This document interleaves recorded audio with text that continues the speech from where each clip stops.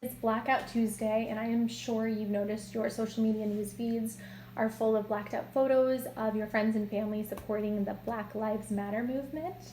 But I also bet you have some friends and family that are leaning towards the other end of that spectrum, having a hard time condoning all the violence, vandalism, and general chaos that's going on in the country right now. So I thought I would share an important anecdote that kind of meets everyone in the middle, but it harps on some important themes of life, liberty, justice, privilege, and what it means to be an American. So here's the story. In college, I had a Quaker professor. They essentially believe they're nonviolent. Anyway, he was very influential in my life, and I personally have a hard time understanding or justifying violence in almost any capacity. So in his courses, we studied, MLK and Gandhi and all kinds of advocates for nonviolent protesting. I love the precedent these people set, and I lived for their ideals. But that is because I have been privileged my entire life to have a world where law and order and justice, they're typically on my side, working for me. So of course I can look at unlawful vandalism and violence and think of it as barbaric and unfathomable.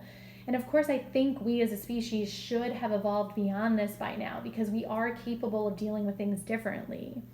But I know that I'm only able to think like this because my unalienable rights to life, liberty, and the pursuit of happiness aren't systemically infringed upon.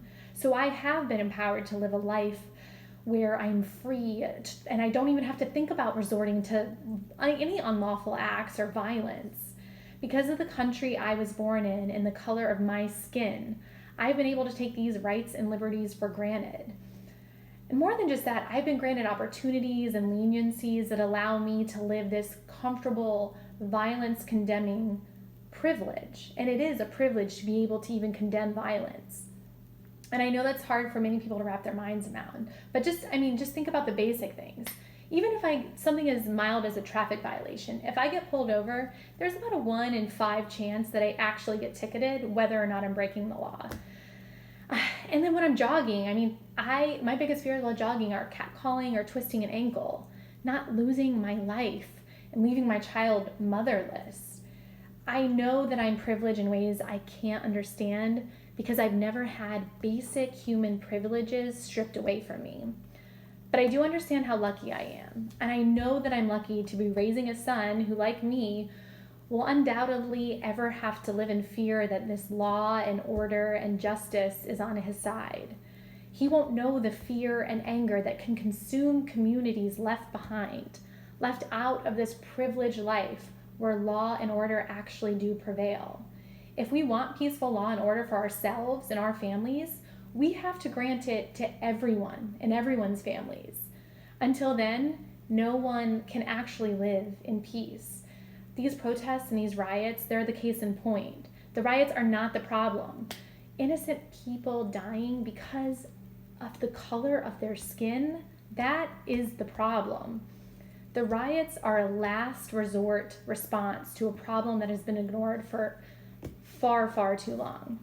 So yes, the problem is convoluted and it goes back generations, but the solution is simple.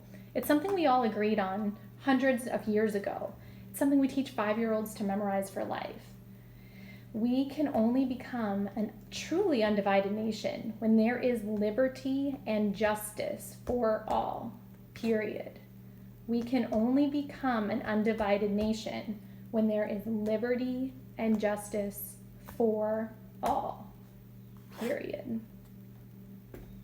Thanks for listening.